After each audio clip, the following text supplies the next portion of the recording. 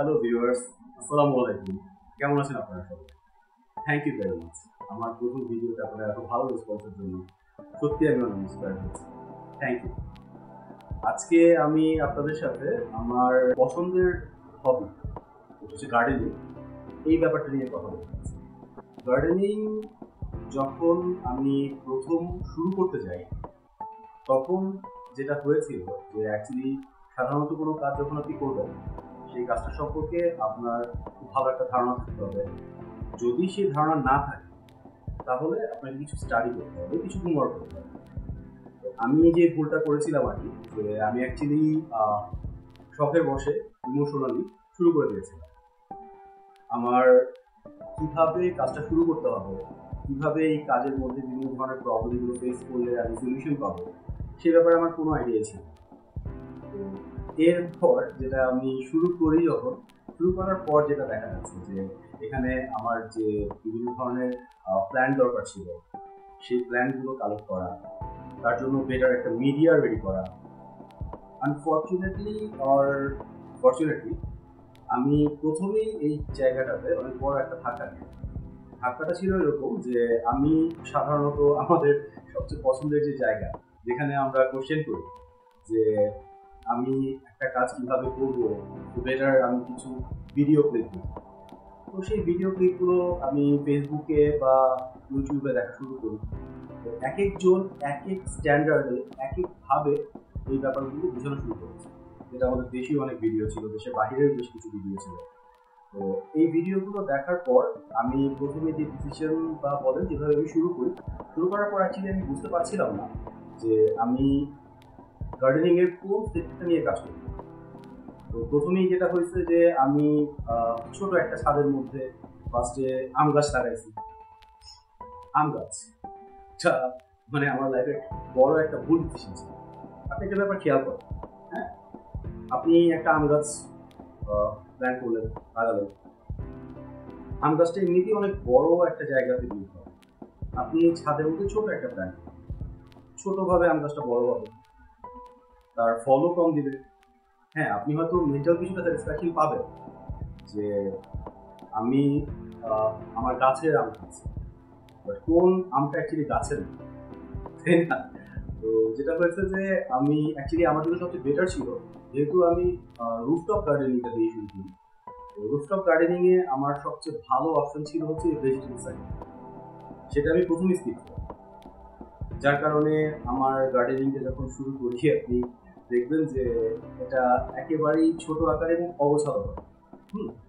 এর মধ্যে কিছু ফুল আমি একসাথে রেখেছি, কিছু সবজি আইটেম ছিল, সেটা খুবই সামান্য। আমি আমার আগের যে গার্ডেনিংটা শুরু করি তখনকার ভিডিওটা আমি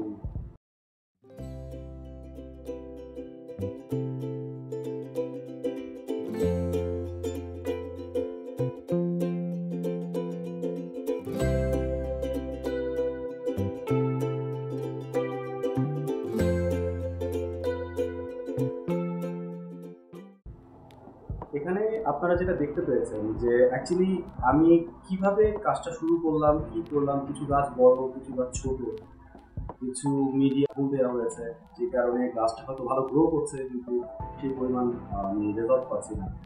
আবার কিছু গাছে দেখা যাচ্ছে যে হয়তো ইনসেক্ট অ্যাটাক করেছে, আমি সেটা বুঝতে পারছি না, গাছটাকে ডে বাই ডে সে হার্ম করছে, আমিও বুঝতে পারছি না যে আসলে সমস্যাটা কি। পাশাপাশি সবচেয়ে বড় যে ব্যাপারটা আছে, গাছের খাবার, গাছটা কিন্তু অ্যাকচুয়ালি কোনো প্লাস্টিক ম্যাটেরিয়াল, এটা সম্পূর্ণ একটা লাইফ। তো লাইফ যে কোনো কিছুরই একটা খাবারের প্রয়োজন হয়, একটা এনভায়রনমেন্টের প্রয়োজন হয়। এই ব্যাপারটাই আমার টোটালি কোনো নলেজের মধ্যে ছিল না। তো না থাকার পর আমি যেটা করি যে আমি প্রথমে কিছু অনলাইন থেকে যারা সেল করে তাদের সাথে কানেক্ট করি। তো মাশাআল্লাহ একজন আমাকে হচ্ছে প্রায় 5,000 টাকার উপরে জিনিস করাই দিচ্ছে। সে জানতেও চায়নি আমি কি ধরনের গাছগুলো লাগাবো বা কি ধরনের প্ল্যানগুলো নিয়ে কাজ করবো। সে সুন্দর মতো তার কিছু ম্যাটেরিয়াল, ব্লা কিছু সার, হ্যান ত্যান হাবিজাবি দিয়ে 5,000 থেকে 5,500 টাকার শুধুমাত্র প্রোডাক্টই সে আমাকে সেল করছে। আর সে সেল করার পর আমি সেখানে যে গাছগুলোকে প্ল্যান করি সেই গাছগুলোর মধ্যে আমি খুব ভালো রেজাল্ট পাই। আরেকটা ব্যাপার হচ্ছে গাছের পানি দেওয়ার ব্যাপারটা। অ্যাকচুয়ালি পানি একটা গাছের জন্য কি কাজ করে বা কখন কতটুকু প্রয়োজন, এই ব্যাপারগুলো নিয়ে আমার কোনো আইডিয়া ছিল। তো যাই হোক, আমি কাজ শুরু করি, হোঁচট খাই, ধাক্কা খাই, ভুল জায়গা থেকে ভুল জিনিসগুলো পিক করি। যে আমাকে 5,000 টাকার উপরে ম্যাটেরিয়াল দিচ্ছে, সেই ম্যাটেরিয়ালগুলো এখন আমি রিয়েলাইজ করছি লোকাল বাজারে সর্বোচ্চ আমি হয়তো 1500 থেকে 2000 টাকার মধ্যে ডেফিনেটলি এটা আমি খুব ভালোভাবে করি, অনেক ভালো কোয়ালিটি। একটা মজার ব্যাপার বলি, আপনারা অবশ্যই পালং শাকের নামটা শুনেছেন। পালং শাকের যে বীজটা আছে এইটুকু সাইজের, এতটুকু সাইজের একটা বীজের প্যাকেট আমার কাছ থেকে রাখা হয়েছিল 40 টাকা। আর একটা পালং শাক সাধারণত আপনি যদি বীজ কিনতে যান তাহলে আপনি 40 টাকা না, তার চেয়ে আরো কমে 1 কেজি বীজ করবেন। একই আমাকে বলা হচ্ছে জার্মিনেশন অনেক হাই, এটাতে অনেক ভালো রেজাল্ট হবে। ভাই কি রেজাল্ট হবে?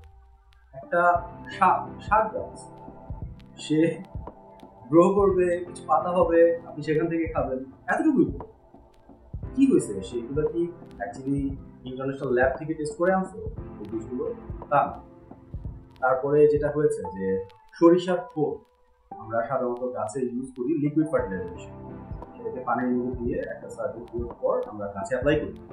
তো সেখানে যেটা হয়েছে যে সে আমাকে যে সরিষার খোলটা সেল করেছে, আধা কেজির দাম হচ্ছে 80 টাকা, যেখানে 1 কেজির দাম হচ্ছে 35 টাকা। তো যাই হোক, এটা আমি অ্যাকচুয়ালি তখন এটা আমি কেন ফরচুনেট বলতেছি, ওনারা যদি এই ধরনের চিটগুলো না করতো তাহলে না আমার এই ব্যাপারটা নিয়ে অ্যাকচুয়ালি মাথায় আসতো না যে আসলে আমি কি করছি। তো তারপরে যেটা হয়, আমি সাধারণত এই প্রোডাক্টগুলো কালেক্ট করার জন্য আমি লোকাল শপগুলোতে যাই। লোকাল শপগুলোতে আমি সাধারণত অ্যাকচুয়ালি ঢাকার উত্তর সাইডটাতে থাকি। তো আপনারা সবাই হয়তো জানবেন যে এখানে টঙ্গী বাজারে একটা ভালো সোর্স আছে, এখানে অনেক ভালো গাছের সবকিছুই পাবে। সেখানে যখন আমি যাই, আমি গিয়ে একেবারে ঠান্ডার হয়ে, ও সরি একটা কথা বলতে ভুলে গেছি। এর মাঝখানে যেটা হয়েছে যে আমি অ্যাকচুয়ালি অনলাইন থেকে যখন ধাক্কাটা খাই, খাওয়ার পর আমি প্রথম যাই হচ্ছে নার্সারিতে যাওয়ার পর তারা আমাকে ফার্টিলাইজার প্যাকেট দিচ্ছে। তারা আমাকে ইউরিয়ার একটা 250 গ্রাম প্যাকেট, সেটা বিক্রি করেছে হচ্ছে 30 টাকা। একটা ডিএপি 250 গ্রাম প্যাকেট, সেটা বিক্রি করেছে 50 টাকা। আমরা যেটাকে পটাশ বলি, লাল শাক, এই পটাশ শাকটা সে আমার কাছে বিক্রি করেছে 250 গ্রাম 40 টাকা। যেখানে আপনি যদি এটার মার্কেট প্রাইসটা দেখতে যান তাহলে সেটা ডেফিনেটলি সে আমাকে 4 গুণ বেশি চার্জ করে। তো এটাও আমি কখন টের পেলাম, যখন আমি লোকাল মার্কেটগুলোতে অ্যাকচুয়ালি যাওয়া শুরু করলাম। আমার প্রথমে যাওয়ার পর যেটা মনে হচ্ছে, এটা কি আদৌ কোনো ধরনের কোনো অরিজিনাল ফার্টিলাইজার, এত ডিফারেন্স কি করে? তো সেখান থেকে হচ্ছে আমি প্রোডাক্ট নেওয়া শুরু করলাম। প্রোডাক্ট নেওয়া শুরু করার পর আমার বাগানটা দেখুন এখন।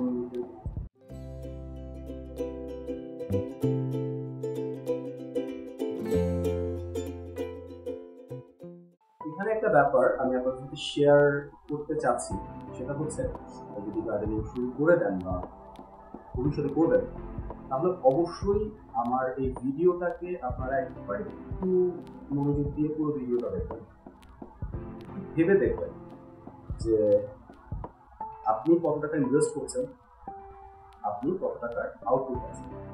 এটা খুব স্বাভাবিক একটা ব্যাপার যে আপনি শখের বসে করছেন।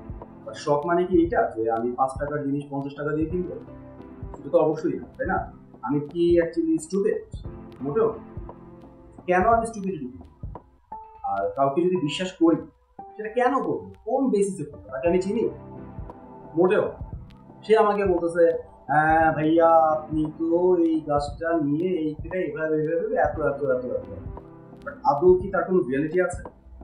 আপনি একটা জিনিস চিন্তা করে দেখেন, একটা বেগুন গাছ, সেই বেগুন গাছ থেকে আপনি কতটুকু বেগুন পাবেন, আর সেই বেগুন গাছটার মধ্যে আপনি কতটুকু ইনভেস্ট করছেন।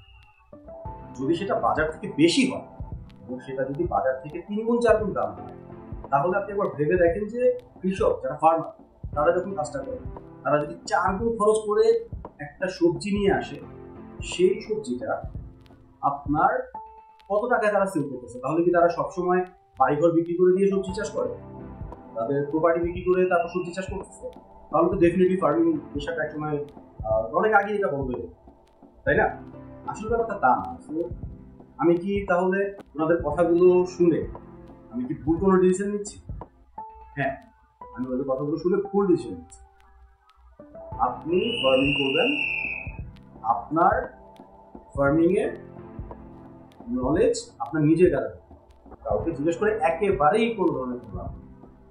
সে তার মতো অনেক কিছু বুঝাবে, আপনাকে বলবে নেন ভাই নেন, আপনি এইটা করবেন ওইটা করবেন, নেন হয়ে যাবে তেন হয়ে যাবে। তাকে একবার জিজ্ঞেস করেন যে ভাই এই প্রোডাক্টটা যে আপনি আমার কাছে সেল করছেন, যে প্রাইসটা দিচ্ছেন, তার কতটুকু অ্যাকচুয়ালি ভিজিবিলিটি আপনি আমাকে দিতে পারছেন, যেটা আসলে কত টাকা প্রোডাক্ট দিচ্ছেন 50 টাকায়, চার্জ করছেন 200 টাকা। একটা ফার্টিলাইজার নিম তেল আপনি নিজে বানাচ্ছেন, বানিয়ে সেটা আমাদের বিক্রি করছেন 100 টাকা এইগুলো একটা কোয়ান্টিটি। আর আপনার এটা তৈরি করতে খরচ হচ্ছে সর্বোচ্চ 10 থেকে 15 টাকা বা 20 টাকা। এইখান থেকে আপনি 80 টাকা লাভ করবেন টাকা কি? যাই হোক, অনেক কথা আছে, অনেক কথা পয়সা দিয়ে আমি শেয়ার করবো ফিউচারে। আজকে আপাতত আমি জাস্ট দেখালাম যে আমি কোথা থেকে শুরু করেছি, সেটা এখন কোথায় আছে। আশা করছি ফিউচারে আরো বেটার করে যাবো। আমি শুরু করেছিলাম অনেক খরচ করে, এখন আমি কতটা খরচ করি, আমি কতটা খরচ করছি, কোথা থেকে প্রোডাক্ট নিয়ে বা কোথা থেকে নেওয়া উচিত বলে আমার মনে হয়, সেগুলো আমি ডেফিনেটলি নেক্সট ভিডিওতে আপনাদের শেয়ার করবো। আশা করি এই ভিডিওটা আপনাদের কাছে ভালো লাগবে।